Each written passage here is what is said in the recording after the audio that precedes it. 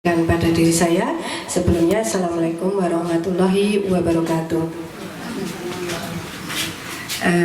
Saya mengucapkan selamat datang untuk Pak Kojrat, Pak Marwoto dan juga Pak Jamal.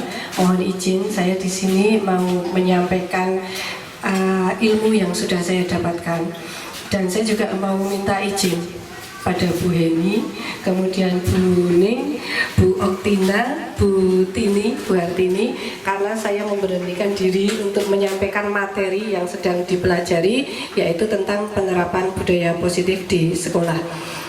Materi ini saya dapatkan ketika saya mengikuti pelatihan dalam kegiatan calon guru penggerak angkatan ke-7. Bapak Ibu yang saya hormati, budaya yang dimaksud dengan budaya positif di sini bukan terus hanya sebuah kegiatan kesenian saja ya, tapi apapun yang dilakukan di lingkungan sekolah dan menghasilkan sesuatu yang bernilai positif, yang sesuai dengan nilai-nilai kebajikan universal, maka itu disebut dengan budaya positif.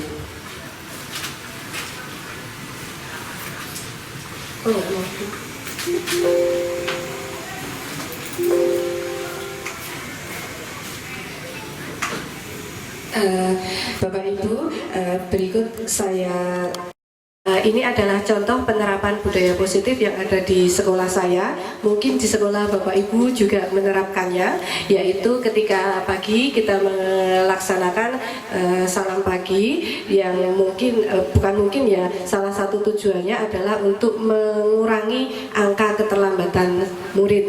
Karena jika kita melaksanakan hal seperti ini, kita akan mengasumsikan murid-murid kita itu malu ketika mereka datang terlambat, dan di situ sudah ada Bapak Ibu guru yang menyambut.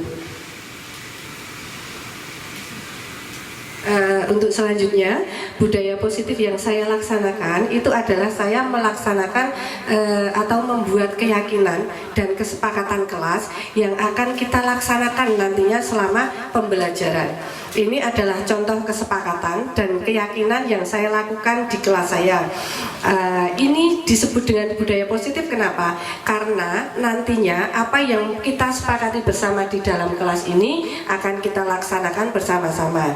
Dan jika nantinya ada salah satu murid kita yang melenceng atau tidak sesuai dengan apa yang sudah dibuat, itu maka kita akan mengembalikan lagi pada kesepakatan yang sudah kita buat. Contohnya ya, itu adalah ini. Saya yang paling suka itu ini, menghargai teman dan guru yang sedang presentasi dengan memperhatikan dan menyimak. Itu bukan saya yang meminta mereka menulis ya, tapi saya mengirimkan link Jamboard, kemudian anak-anak saya minta untuk menuliskan di situ, kemudian itu tertampang di LCD, jadi anak-anak bisa melihat langsung dan berakhir tepat waktu, baik itu untuk guru dan murid. Dan di kelas lainnya kesepakatan itu bisa berbeda. Ini yang tadi di kelas 12 IPA 3, sekarang di kelas 12 IPA 2. Salah satunya ini ada kata-kata belajar dengan bahagia luar, karena ada hukuman yang pertama, kemudian merasa bersalah, nanti takut menyakiti Bu Guru atau Pak Guru. Kemudian adakah Bapak Ibu Guru yang memposisikan diri sebagai teman? Ada tidak? Pernah? Oh ya, Pak Jamal. Terus waktu itu apa yang dilakukan Pak Jamal ketika memperlakukan muridnya sebagai teman? Diajak ngobrol ke kantin atau bagaimana Pak Jamal? Ditraktir. Oh, ditraktir ya. Ketika itu melakukan sebuah prestasi atau melakukan kesalahan? Oh, pakai oh ya. Kemudian apakah murid tersebut jera, maksudnya tidak mengulang kesalahannya ataukah tetap berlanjut? Ada yang berlanjut, ada yang berhenti, maksudnya lebih komunikatif, lebih terbuka, lebih sering curhat dan sebagainya. Oh iya, itu dengan Pak Jamal nih. Kemudian anak itu pastinya tidak hanya melakukan berbuat sesuatu tidak hanya dengan kelasnya Pak Jamal saja. Pak Jamal pernah mengamati anak itu sikapnya bagaimana ketika dengan guru lain? Ya biasanya lebih akrab sama Oh ya. Jadi waktu itu dengan murid Pak Jamal, posisi guru sebagai teman sudah bisa berjalan dengan baik ya Pak Jamal? Insya Allah. Oke. Kemudian posisi yang keempat yaitu pemantau. Pemantau di sini sebenarnya hanya mengingatkan tentang konsekuensi. Umpamanya di sekolah atau di kelas itu sudah ada aturan kalau tidak mengerjakan PR nanti harus mengulang menuliskan berapa ratus halaman, itu sudah disepakati bersama. Kemudian ada satu anak yang melanggar atau tidak melakukan kesepakatan itu, maka tugas guru tidak usah marah-marah, hanya menunjukkan ini loh konsekuensi yang akan kamu lakukan. Itu sebagai pemantau. Tapi dari apa yang saya pelajari dalam pendidikan guru penggerak, posisi terbaik adalah sebagai manajer.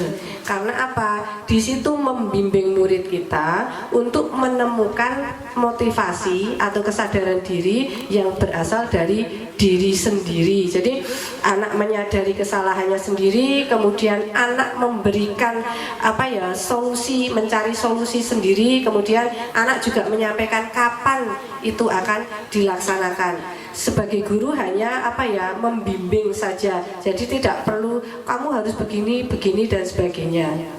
Seperti itu. Mungkin sebelum saya lanjutkan ada yang ingin disampaikan atau ingin menanggapi. Membutuhkan lingkungan yang positif. Peraturan kelas jelas sudah dibuat oleh sekolah, sedangkan keyakinan kelas itu bisa dibuat berdasarkan kesepakatan guru dengan murid masing-masing. Jadi bisa saja saya mengajar bahasa Inggris, Miss Charma mengajar bahasa Inggris, tapi karena kelas kita guru juga berbeda, mungkin keyakinan dan kesepakatan yang dibuat juga berbeda-beda, seperti itu. Selanjutnya ini adalah suasana kelas saya ketika saya melakukan meminta anak untuk membuat kesepakatan dan keyakinan bersama yang akan kita sepakati dan kita yakini bersama. Dan ini saya lakukan setiap awal sebelum pembelajaran. Jadi maksudnya setiap awal itu tidak setiap kali mau KBM terus melakukan ini, tidak ya, tapi di awal semester. Ini juga masih contoh ya. Itu tentang budaya positif yang bisa saya sampaikan. Saya menunggu respon dari Bapak Ibu akan apa yang sudah saya sampaikan. Kira-kira berapa lama Bu Endang? Nah, SMA Negeri 1 Girimulyo juga anak-anaknya luar biasa. Saya lebih ke manajer, Bu. Oh iya. Saya Bisa diceritakan Bu sebagai manajernya, malah jenengan sudah sebagai manajer ya? Enggak, itu luar biasa ya. ternyata dalam pengolahan anak itu ternyata kok saya sudah menuju ke sana tadi. Gitu. Jadi anak saya minta untuk merefleksi kesalahannya itu seperti apa, dan dia itu biar memperbaiki dirinya sendiri. Toh yang memperbaiki bukan orang lain tapi dirinya sendiri, biar menyadari bahwa itu adalah kesalahan dia, bukan orang lain yang menyalahkan. Mau orang tua mau bagaimanapun tetap bahwa anak itu setiap hari seperti itu saja. Tapi tolong coba kamu mendapatkan apa setiap detik, jam, hari, minggu, bulan, tahun itu apa yang sudah perubahan positif apa yang ada, seperti itu kan.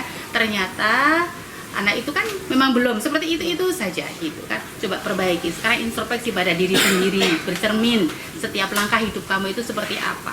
Jadi seperti itu Bu. Jadi saya biar anak merefleksi dirinya sendiri, kesalahan dia yang lakukan seperti apa ya. Alhamdulillah ada yang berubah, ada yang masih dablek.